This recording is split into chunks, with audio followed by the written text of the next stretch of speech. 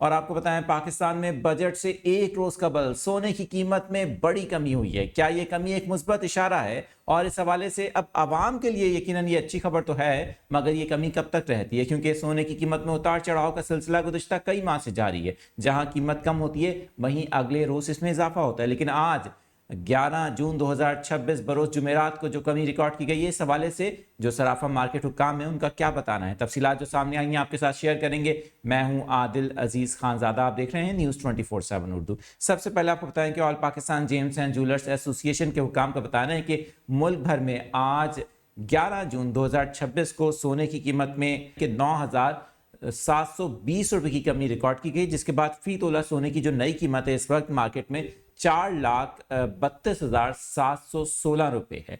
इसी तरह से जो 10 ग्राम सोने की कीमत है उससे मुतालिक भी आपको बताएंगे। इसकी कीमत में कमी हुई है, इसके भाव में 8,000 रुपये से ज़ायद की कमी हुई है। तकरीबन 8,741 रुपये कमी के बाद इसका जो भाव है, इसकी जो कीमत है अब मार्केट में, वो 3,69,422 रुपये है। अब इस कीमत को जानने के बाद यकीनन ये एक अच्छी खबर तो है, ख़ासतौर पे उन लोगों के लिए जो सोना ख़रीदना चाहते हैं, लेकिन ये कमी कब तक बरकरार रहती है ये कहना कबल वक्त होगा।